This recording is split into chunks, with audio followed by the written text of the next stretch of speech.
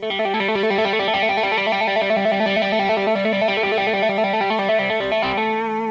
you see, you're trying to create an ability to do a hammer-on and a pull-off. And of course, when I put those together, we've got a trill. Okay, so the goal with the hammer-on is to strike the finger hard enough to where you can hear that note prominently. And of course, the pull-off is making your third finger act like the guitar pick, because it's literally flicking that string. So you're striking that finger down, and then you're flicking that string off. And of course, this is where my other technique of deadening all those other strings is going to come in. I'm going to come in there and make sure that I'm touching everything so nothing can make sound.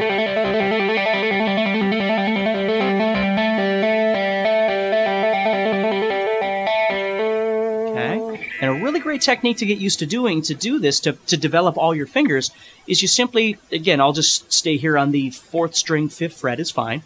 And I'm going to do a hammer-on and a pull-off to my middle finger, which would be the 6th fret. Has nothing to do with pentatonic right now.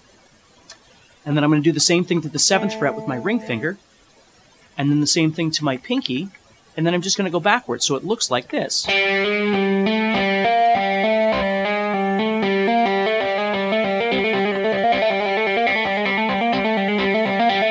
Just trying to work on the strength of those fingers. And of course, you can practice that anywhere on any string, but you're just trying to get used to strengthening these fingers.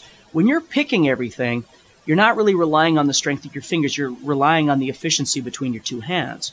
But when you come off a lick, and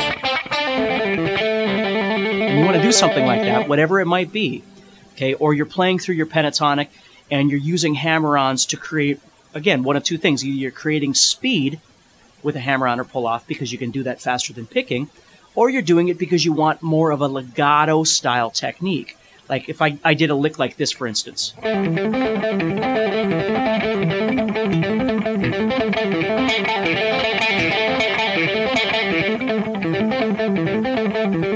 See, I'm using that technique to create something that A, is faster, and B, has more of a legato sound, and then I'm slightly adding this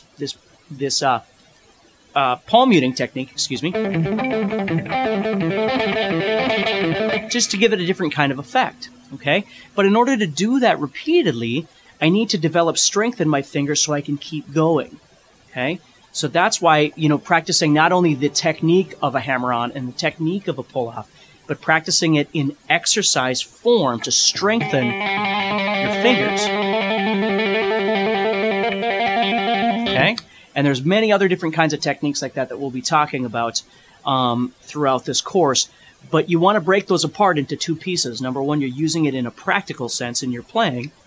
And number two, you're using it as an exercise to keep developing strength and stamina and speed and all these other things. Intellect, you know, understanding, visualization. There's so many different things that we could do. So as we learn techniques, a lot of those techniques are going to then convert into exercises for further development.